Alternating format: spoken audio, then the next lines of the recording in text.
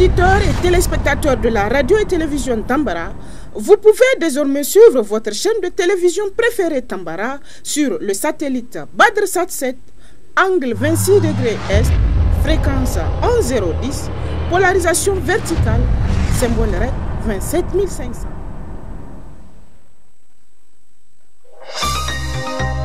Suivez le journal avec STM Transport Voyageurs, une nouvelle façon de voyager.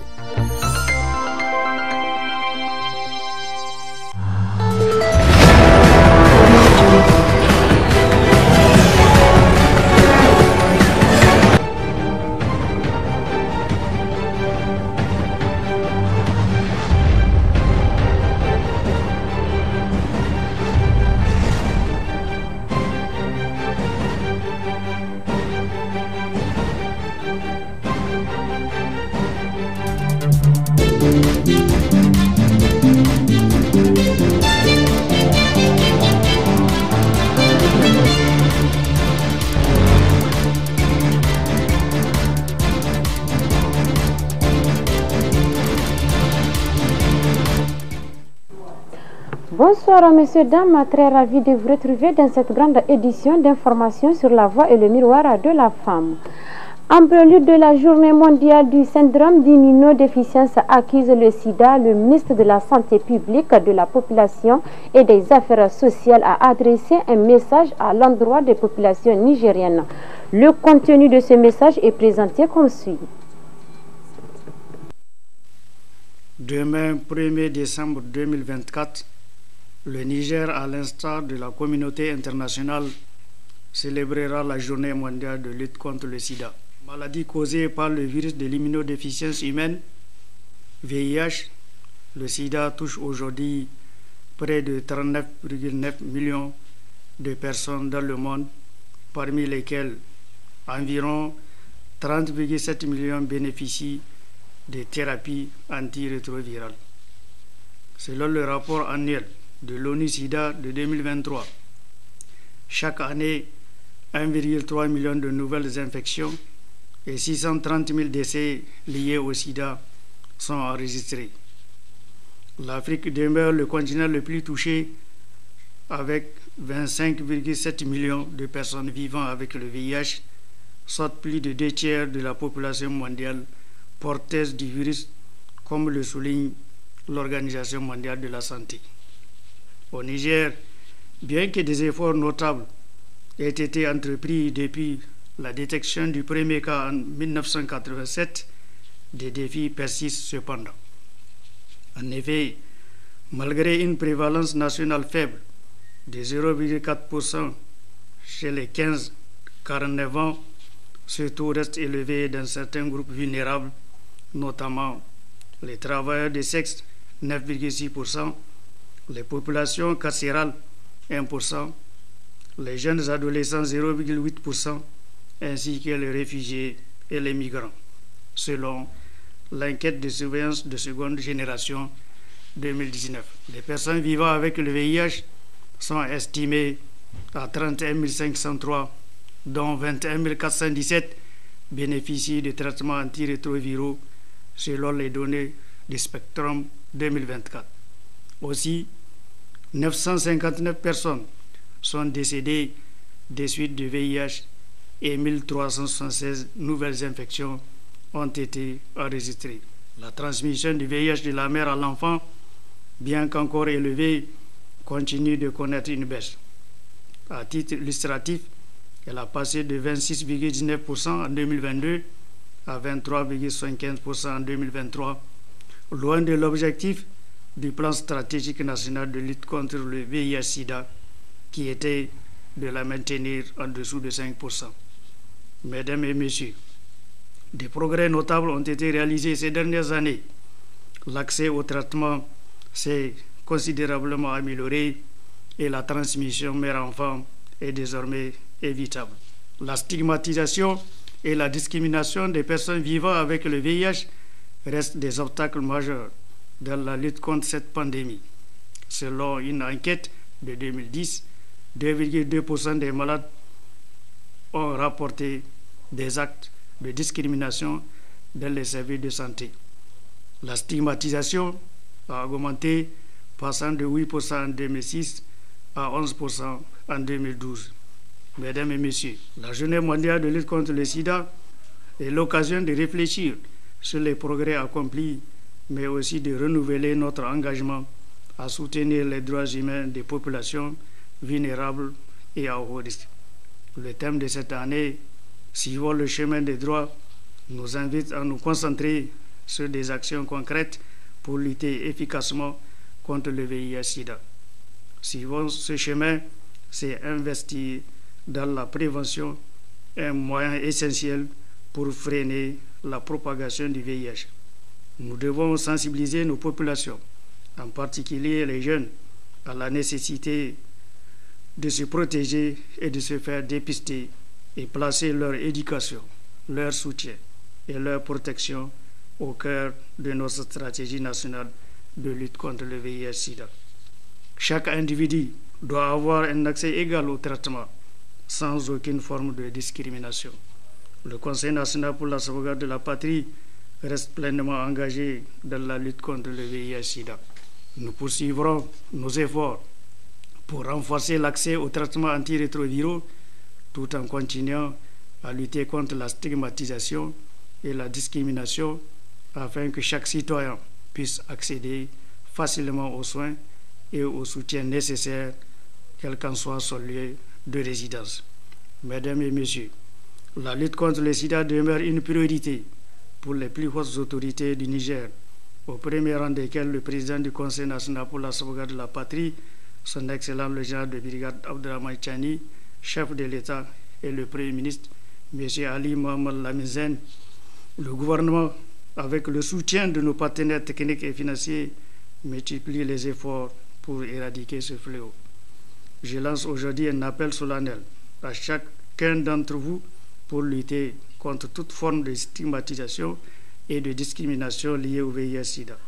Nous devons soutenir sans réserve les personnes vivant avec le VIH, qu'elles soient dans leur famille, leur lieu de travail et dans la société en général.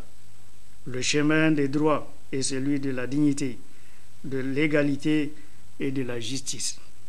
Il est impératif que nous l'empruntions ensemble en tant que nation souveraine, unie et solidaire. À l'occasion de cette journée mondiale de lutte contre le sida, nous réaffirmons notre détermination à éradiquer cette pandémie et à garantir à chaque individu l'accès aux droits fondamentaux qu'il mérite. Et c'est en suivant ce chemin des droits que nous bâtirons une société sans sida, une société où le respect et l'égalité prévalent. Avant de conclure, permettez-moi, au nom de son Excellence, le général de brigade Abdrahmane Tchani, président du Conseil national pour la sauvegarde de la patrie, chef de l'État, de remercier sincèrement tous les acteurs engagés dans la lutte contre le VIH-Sida, notamment les agents de santé, les partenaires techniques et financiers, ainsi que les leaders communautaires. Leur contribution est essentielle pour améliorer la santé de nos populations. Suivons ensemble le chemin des droits pour éliminer le VIH d'ici 2030. Le comité permanent des oulémas pour la sauvegarde de la patrie se sont prononcés sur la dégradation des mœurs, car c'est une lourde responsabilité pour orienter notre société vers un avenir qui va être serviable en ce qui concerne notre progéniture. Suivez cet extrait.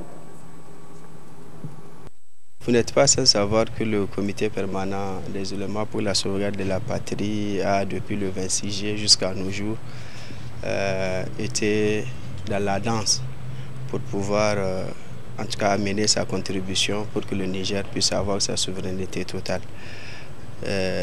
Dans ces mois-ci, nous avons initié les prières de vendredi dans les différentes communes de Niamey et aux alentours de Niamey pour aller sensibiliser la population sur la nécessité d'apporter leur soutien aux autorités et au-delà sur la nécessité de promouvoir la quiétude et la cohésion sociale.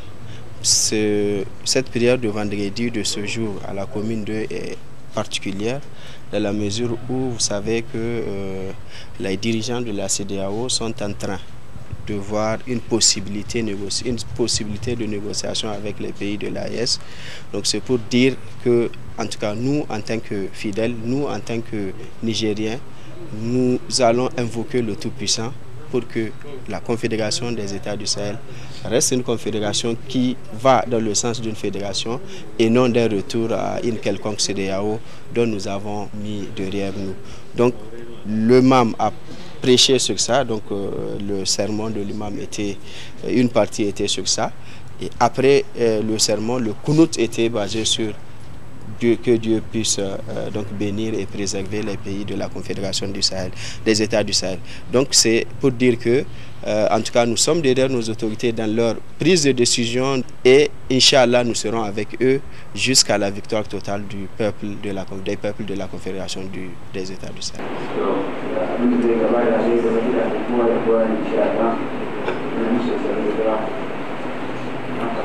C'est un honneur pour nous aujourd'hui d'accueillir le comité permanent des oulémas pour la sauvegarde de la patrie.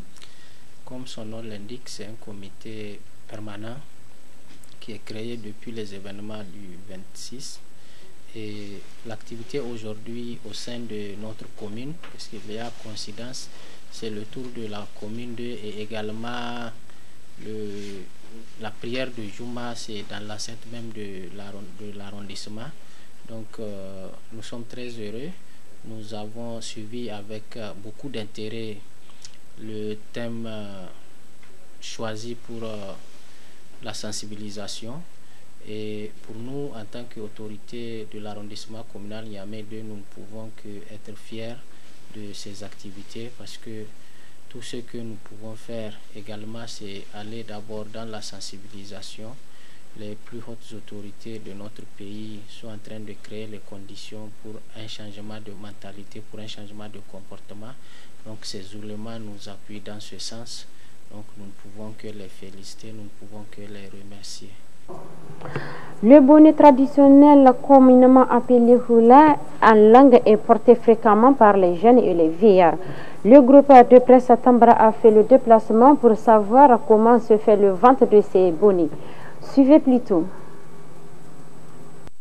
Le bonnet, appelé aussi hula en langue Hausa, est généralement un vêtement traditionnel qui se porte sur la tête. Est aussi incontournable pour un habillement traditionnel réussi. Il joue ainsi un rôle important dans notre société et constitue une sorte d'identité culturelle ou religieuse. L'on constate depuis quelques années que le port du bonnet a pris une place importante dans l'habillement des vieillards et jeunes nigériens, contrairement aux années antérieures. Ainsi, dans certaines sociétés, le port du bonnet est considéré comme un signe d'honneur et de responsabilité, tandis que chez d'autres, le bonnet est porté uniquement pour la beauté ou pour cacher les chauves ou les cheveux blancs. Cet article qui nous provient des pays comme le Nigeria, le Maroc et autres est aussi fabriqué ici au Niger à un prix qui varie de 1000 francs voire 50 000 ou plus selon la qualité. Visiblement, le bonnet porté par nos ancêtres est aussi un patrimoine culturel, donc il est important que les jeunes multiplient le port du bonnet pour donner un signe de respect et d'identité en tant que Nigériens musulmans, afin de contribuer à sauvegarder cet élément de notre patrimoine vestimentaire pour les générations futures. Messieurs, dames, c'est ici que se referme ce 20h15 sur la voie et le miroir de la femme. Restez toujours accompagnés de nos programmes. Bonne soirée.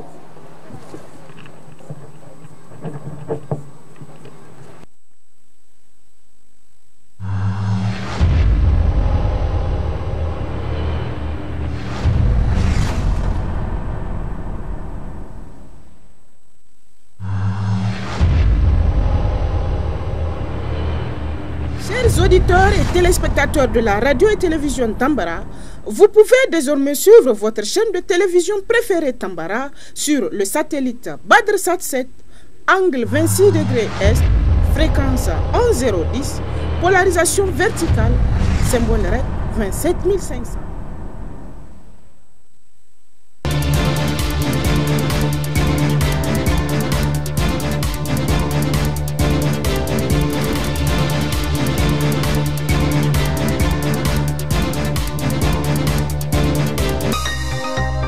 Ce journal vous a été présenté par STM Transport Voyageurs. Une nouvelle façon de voyager.